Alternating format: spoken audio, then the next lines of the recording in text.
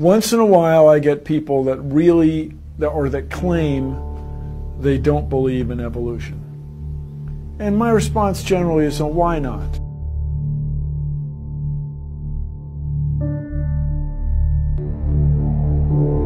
Now, if we look at the definition of evolution, we can see that evolution is clearly defined as the gradual development of something, especially from a simple to a more complex form.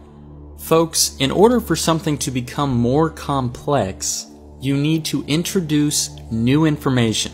Now, for the sake of simplicity, just realize that in order for evolution to even be possible, evolutionists claim that this new information is introduced through mutations. Now, common sense suggests that mutations are usually negative things, but evolutionists are optimistic and are counting on that rare case where damage will cause information to materialize out of nowhere, just by getting extremely lucky during scrambling of the genetic code. Evolutionists acknowledge that each tiny bit of new information is extraordinarily rare, therefore they say that's why it takes millions and millions and even billions of years to happen on a noticeable scale.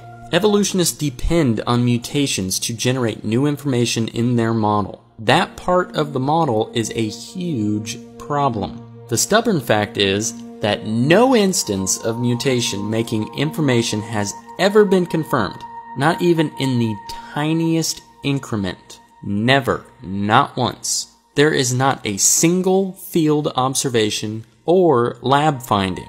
The only thing that they've been able to find is a mutation which recombines existing information, or a mutation that results in the loss of information. But they have never found a mutation that resulted in new information being created. Never, ever, not once, not one time has that ever been proven to even be possible. Folks, adding brand new information to the genome essentially is evolution. So if there is no evidence that it has ever happened, there is no evidence for evolution at all.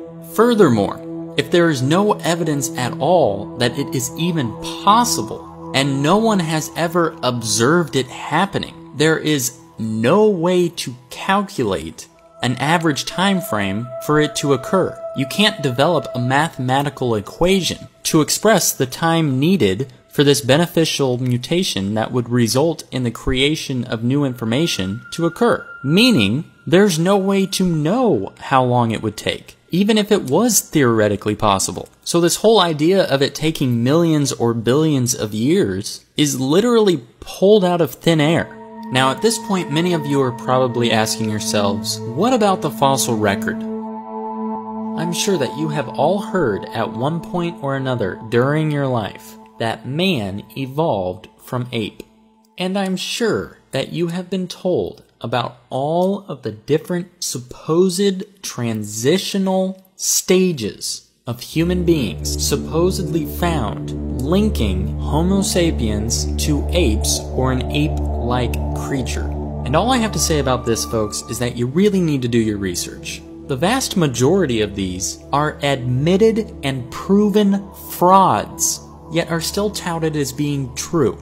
Let me give you just a few examples. Nebraska man was a name applied to Hesperopithecus Harold Cookie, a putative species of ape. Hesperopithecus meant ape of the Western world, and it was heralded as the first higher primate of North America. Now folks, this discovery of Nebraska man was entirely based on a tooth, one single tooth. And from that tooth, they somehow magically constructed an entire species that conveniently for evolutionists served as one of many necessary missing links needed to serve as evidence for man evolving from ape. Another example is Piltdown man. Now, Piltdown man was originally classified as an Eoanthropus dawsoni. Now, the problem with this particular one is that it was discovered to be a forgery in 1953 and consisted of the lower jawbone of an orangutan deliberately combined with the cranium of a fully developed modern human.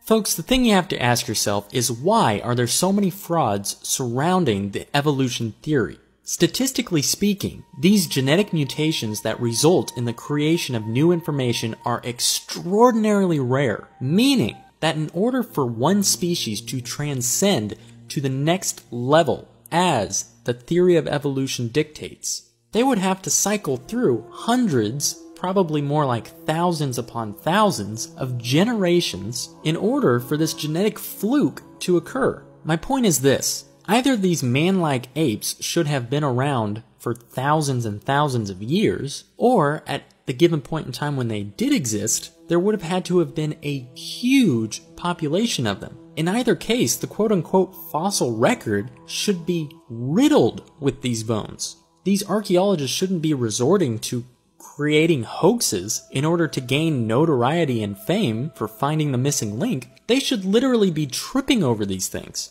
Another one would be Lucy.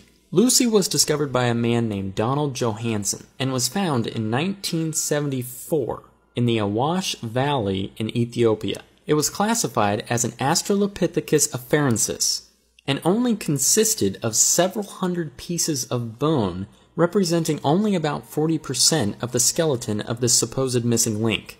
Now, what is highly suspect about this so-called discovery is that Donald Johanson went to Ethiopia with a grant to find the missing link. Now, just 2 weeks before his grant money expired and ran out, he discovered Lucy. Highly motivated, I suspect. Now, Lucy was 3 feet tall and was obviously a chimpanzee of some kind. Now, the skull was completely crushed, so they could not tell anything about the skull. But when they depict her in museums and in textbooks, they make her appear half human and half ape. The supposed knee joint of Lucy was found over 1.5 miles away and 200 feet deeper, and the hands and feet bones were missing, yet they somehow decide to put human feet on it whenever it's illustrated. Now, one that most of you have probably heard of is Neanderthal man.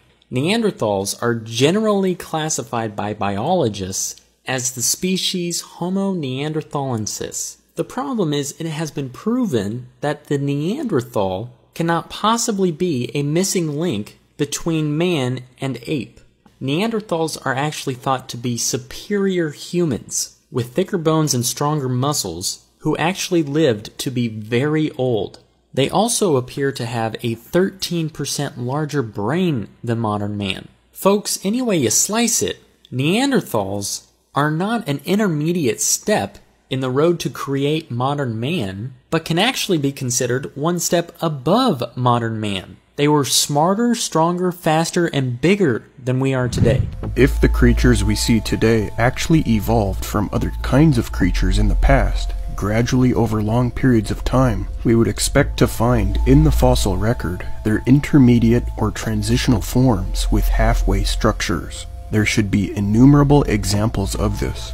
However, we do not observe this. Instead, what we find in the fossil record are fully formed fossils, with the exception of a handful of debatable, alleged transitional fossils Darwinists bring up. This is a serious problem for Darwinism.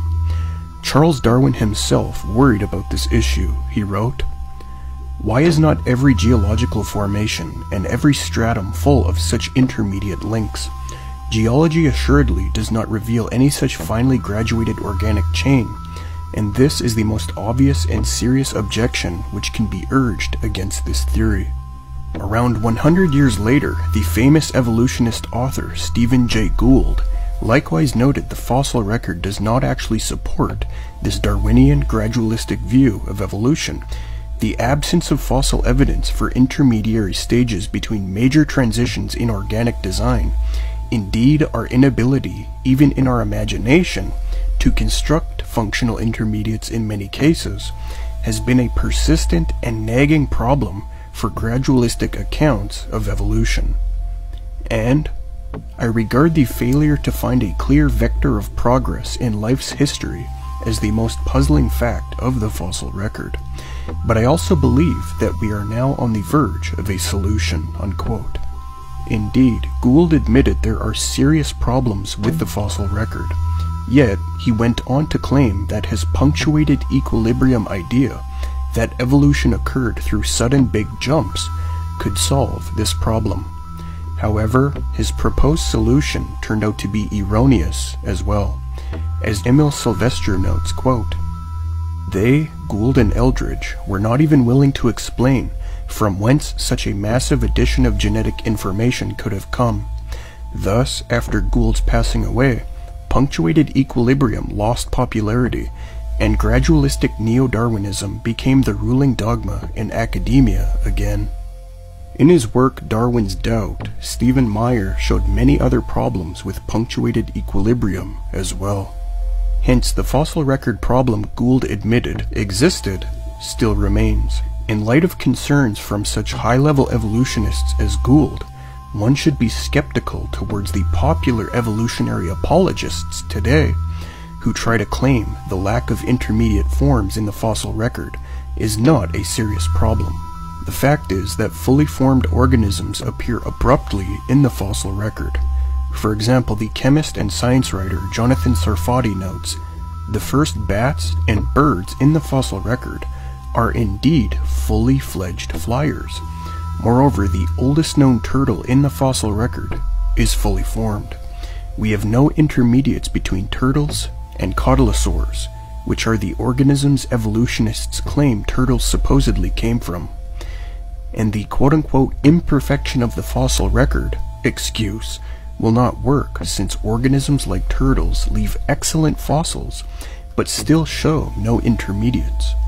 This is because macroevolution is a delusion." Although Darwin himself, as well as modern Darwinists today, claim that the reason we do not find these transitional forms is because the fossil record is supposedly imperfect, this attempt at saving face will not work for other reasons as well. John D. Morris notes, "Extensive exploration and fossil discovery in the following years after Darwin have not brought such in-between forms to light. The vast majority of taxonomic orders and families which live today are also found as fossils, yet without fossil transitions." Indeed, this is confirmed by biochemist Michael Denton, who, in his work Evolution: A Theory in Crisis, showed 97.7% of living orders of land vertebrates are represented as fossils, as well as 79.1% of living families of land vertebrates, 87.8% if birds are excluded, as they are less likely to become fossilized. In fact, all 32 mammal orders appear abruptly and fully formed in the fossil record.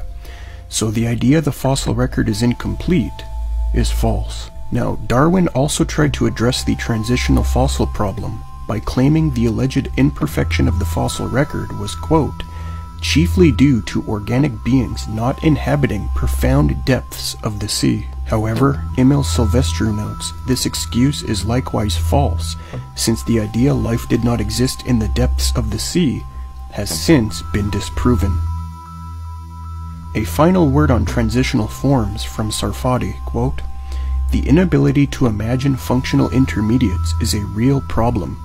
If a bat or bird evolved from a land animal, the transitional forms would have forelimbs that were neither good legs nor good wings. So how would such things be selected? The fragile long limbs of hypothetical halfway stages of bats and pterosaurs would seem more like a hindrance than a help," unquote.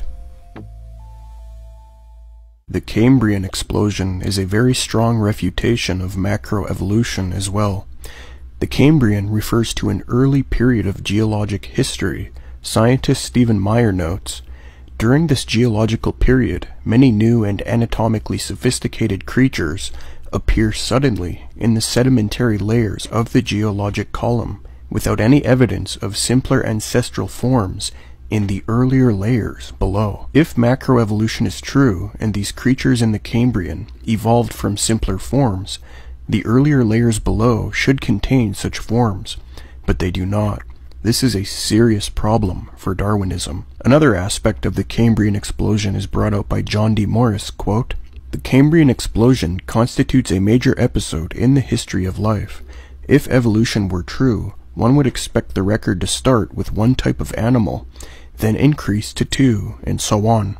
Yet fossil studies have shown that essentially all phyla were present at the start, each distinct from the others, and each fully equipped to function and survive. Even vertebrate fish were present in the Lower Cambrian. There is no evolutionary tree found in the fossils, as Darwin and his disciples have claimed. Rather, it is more like a lawn than a tree. Indeed, this data troubled Charles Darwin a lot, and he admitted it was a very difficult problem for his theory. Even over 100 years later, the evolutionist Professor Geoffrey Levington admitted this is evolution's, quote, deepest paradox, end quote. Moreover, in regards to Darwinian attempts at answering the Cambrian explosion, paleontologist Mark McMenamin conceded, "It is hard for us paleontologists, steeped as we are in the tradition of Darwinian analysis, to admit that neo-Darwinian explanations for the Cambrian explosion have failed miserably. New data acquired in recent years, instead of solving Darwin's dilemma, have rather made it worse. Thus, one should be skeptical when evolution apologists claim the Cambrian explosion is not a problem." Now this brings me to a problem which should be obvious to anyone who supports the theory of evolution and who also considers themselves to be a scientist. And that is that evolution adamantly and vehemently defies entropy, or in other words, the second law of thermodynamics. This fundamental law clearly expresses that over time things degrade, things become more random, that things decline over time. A common sense way of looking at this, and something that should be obvious, is that we see species go extinct. They don't come into existence. We aren't seeing an increase, we're actually seeing a decrease. In fact, while we're at it, let me just quickly rattle off a few other fundamental scientific principles that evolution violates in one way or another. We've already talked about entropy, but it also violates biogenesis, Mendel's law of genetics, spontaneous generation, law of information systems, specified complexity, irreducible complexity, statistical mathematics, natural law, beneficial mutation, genetic complexity, and information theory. Now folks, I must ask, how on earth can evolution be classified or considered a scientific fact when even at a fundamental level, even if proven possible, does not prove that it actually happened, has never actually even been proven possible scientifically, has been repeatedly discredited through fossil findings and recent research, hangs the majority of its most significant pieces of evidence on proven hoaxes, and defies numerous well-established scientific principles? Folks, at the end of the day, there is absolutely no way to quantify evolution as a fact or a certainty. It is a belief, and a religious one at that. People follow this theory devotedly and base their entire view of the universe and how it works on this theory. You guys believe 20 billion years ago there was a big bang where nothing exploded and produced everything. 4.6 billion years ago the earth cooled down, made a hard rocky crust. It rained on the rocks for millions of years, turned them into soup, and the soup came alive 3 billion years ago. Found somebody to marry, and something to eat, of course, and slowly evolved into everything we see today. There are some lies in our science books. I taught it for 15 years. Even though I'm not teaching it anymore, I still like to study. It's so many neat things to learn. We're going to cover some of that tonight. I'm not against science, I'm not against schools, I'm not against teachers, because most of them don't know what they believe. You have to tell them. They teach the kids it all started with a big bang 20 billion years ago. What exploded? This is what the textbooks teach. Before the Big Bang, there was nothing, literally nothing, an infinitesimal nugget of space. And then something happened, triggering the most colossal explosion in history. Yes, boys and girls, you see, nothing exploded, and here we are. So I asked this professor if I could ask him some questions about the Big Bang. I said, where did all this matter come from? He said, well, we don't know that for sure. I said, well, sir, would you please tell me where the laws came from? The universe is run by laws, gravity, centrifugal force, inertia. Who gave the laws? He said, we don't know that either. I said, sir, could you tell me where the energy came from? it takes energy to make a big bang. Who bought the gas to run this machine anyway? He said, we don't know that either. I said, sir, could I ask you another question? He said, sure. What else would you like to know? Else? What do you mean else? You haven't told me nothing yet. I said, does Berkeley have a merry-go-round? You see, if a spinning object breaks apart in a frictionless environment, the fragments will all spin the same direction. The professor said, yes, I understand about the conservation of angular momentum. I said, well, good. I'd like to ask you a question then, sir. If the whole universe began as a swirling dot, like you said, why do two planets spin backwards? He said, that's interesting. I said, no, that's more than interesting. It's kind of hard on your Big Bang Theory. Not only that, 6 of the moons are spinning backwards. Why? He said, I don't know. Why do you think they're going backwards? I was hoping he was going to ask that. I said, okay, now, sir, hold it. If I told you that I believe God created the heaven and the earth, like the Bible teaches, you're going to say, and where did God come from? And I don't know. But you said, well, we don't know that for sure. We don't know that either. Don't tell me my theory is religious and yours is science. Oh, no, sir, they're both religious. Evolution is a religion. You have to believe. So I asked the professor, where did the matter come from? He said, I don't know. So basically, I believe in the beginning God, and you believe in the beginning dirt. One professor was getting kind of upset about this time. He said, Mr. Hovind, there are hundreds of varieties of dogs in the world. He said, do you mean to tell me that you believe all these dogs came from 2 dogs off of Noah's Ark? You expect me to believe that? I said, sir, would you look at what you're teaching your students? You're teaching your students that all the dogs in the world came from a rock.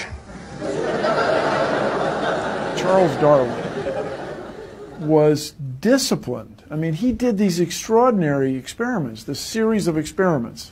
Then they're going to tell the kids, well, we have evidence for this theory. Charlie Darwin stopped off at these islands right there called the Galapagos Islands. Charlie studied the birds very carefully and said, you know what? I think all these birds had a common ancestor. I bet you're right, Charlie. It was a bird. You see 14 kinds of birds, and you conclude that birds and bananas are related. Here are these ancient dinosaur bones or fossils. They tell the kids they have evidence of evolution from fossils. I don't think so. If you find a fossil in the dirt, all you know is it died. You don't know that it had any kids. And you sure don't know that it had different kids. You bring in a bone to the judge. Judge, I found this bone in the dirt. This is the ancestor of all the humans today. They would laugh at you. You don't know that that's the ancestor of anybody. And why on earth would you think a bone in the dirt can do something animals today cannot do? They'll say, boys and girls, you have 2 bones in your wrist, radius and ulna. And boys and girls, look at the whale's flipper carefully. Did you know the whale has 2 bones in his flipper? And they're called the radius and the ulna? Same as ours. Wow. Who named them, teacher? The whale? Think about it. I'm here to tell my people it's time to stop believing bull just because tell you bull with a straight look on their face. Evolution say people came from monkeys. And the question is, why is there still monkeys? Is these the retarded monkeys? They didn't turn into people just yet. Even Stephen Gould admitted the absence of fossil evidence for intermediary stages is a persistent and nagging problem for evolution. See, what's happened, these guys have looked for missing links in the fossil record. They can't find any, and so they say, well, maybe evolution happened so fast it wasn't preserved. Maybe a reptile laid an egg and a bird hatched out. Well, who did that bird marry? This process that brought us to be is billions of years old. It happens very fast, billions of years fast. Here is radioactivity. We're going to tell the kids in the late 1940s they invented carbon dating. We're going to explain a little bit about radiometric dating and how it's supposed to work, and then show you that it does not work, okay? It sounds good, but there are some assumptions that mess everything up. If we had walked into a room and found a candle burning on the table, and I asked you the question, when was it lit? You say, I don't know, Mr. Hovind, it was burning when I got here. Okay, well then let's do some empirical science. Let's measure the height of the candle. Suppose the candle is 7 inches tall. Who can tell me when it was lit? Okay, nobody. Let's do some more empirical science. Let's measure the rate of burn. Suppose we determine it's burning 1 inch an hour. When was it lit? You're going to have a hard time telling me unless you're willing to make some assumptions. You find a fossil in the dirt. You can measure how much C14 is in it. Very accurately, by the way. And you can measure how fast it's decaying. That's just like measuring the height of your candle and how fast it's burning. Now, when did that animal die? You don't have a clue. Here's what you ought to consider about carbon dating. Samples of known age, it doesn't work. If it's a sample of unknown age, it is assumed to work. It's just really hard thing. It's really a hard thing. Your world just becomes fantastically complicated when you don't believe in evolution. Freshly killed seal, carbon dated 1,300 years old. Shells from living snails, carbon dated 27,000 years old. Living penguins, carbon dated 8,000 years old. One part of Dima was 40,000 years old, another part was 26,000, and the wood next to it is 9,000. Then they tell the kids about the geologic column. They say each of the layers is a different age, you know, Cenozoic, Mesozoic, Paleozoic, Archeozoic, all them zoic boys. Now, if you get a petrified tree standing up, running through different rock layers, I don't think it's smart to say those layers are vastly different ages. Those trees did not get slowly covered by the sediments over millions of years. They would rot and fall down. Crazy. It just. They'll say, boys and girls, you have an appendix that you don't need anymore. That's a vestigial structure. That's proof of evolution. Well, excuse me, you do need your appendix. The appendix is part of your immune system. If your appendix is taken out, you can still live, okay, but it increases your susceptibility to quite a few diseases.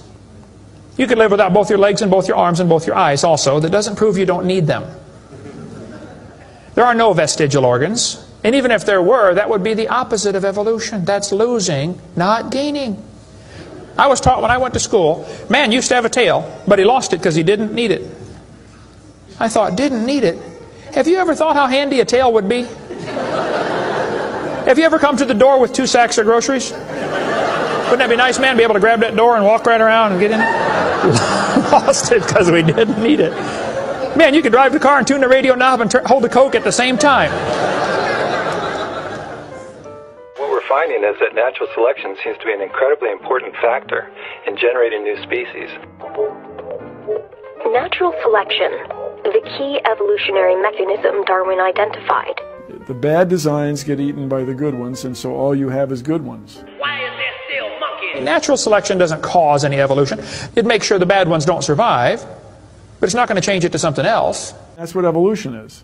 If you worked in a factory that produced cars, and your job was to check for defects, and you caught every single mistake, and you rejected it, how long would it take that process to change the car to an airplane? You say it'll never change it. That's my point. The students are taught we have evidence from development. Darwin considered this by far the strongest single class of evidence. This textbook says the human embryo growing in the mother has gills like a fish. Those little folds of skin are not gills. Those little wrinkles under your chin when you're growing up later develop into bones in the ear and glands in the throat. They never have anything to do with breathing. I've seen folks that have 5 or 6 chins and they can't breathe through any of them but the top one. Those are not gill slits. Ernst Haeckel, though, said the turning point in his thinking was when he read Darwin's book. He made huge charts of his posters of his drawings of these embryos and traveled all over Germany and just about by himself converted the Germans to believing in evolution. Haeckel took a drawing of a dog and a human embryo and he changed them to make them look exactly alike. On top are Haeckel's fake drawings. Underneath are actual photographs of what he claimed he was drawing a picture of. Now, either he's a lousy artist or he's a liar. Well, it turns out he's a liar. He was convicted of fraud by his own university, proven to be a fraud. But guess what? Haeckel's fake drawings are still used in textbooks in your state right now. It's only been proven wrong 125 years ago. I know it takes a while to get textbooks up to date, but that ought to be plenty of time. Adolf Hitler said, "You let me control the textbooks, I'll control the state." Watch this sentence here carefully. Some kid's doing this for homework tonight. Boys and girls, do you think humans are still evolving? Now, what kind of question is that? Doesn't that question assume that evolution has happened? What if a kid doesn't believe in evolution? How's he supposed to do his homework tonight? That question does not teach him how to think critically. That teaches him what to think, not how to think. And when the kid gets done with this course, he's going to think he knows how to think. But he doesn't. He knows how to be told what to think. Brainwashing at taxpayer expense. They want to use my tax dollars to teach that to your kids in our schools. If you want to deny evolution, that's fine. But don't make your kids do it, because we need them. And that's where the problem comes in. Okay? If you want to believe in the Big Bang, just enjoy yourself, but keep your religion at home. The Russian atheist astronomer came to America and spoke at one of the universities, and he said, started off his speech, he said, folks, either there is a God, or there isn't. Both possibilities are frightening. If there is no God, we're in trouble. We're hurtling through space around the sun right now at 66,000 miles an hour, and nobody's in charge. That's a scary thought. But if God made the world, He owns it. That means He makes the rules. You see, if there is a God, we better find out who He is, and find out what He wants, and do what He says.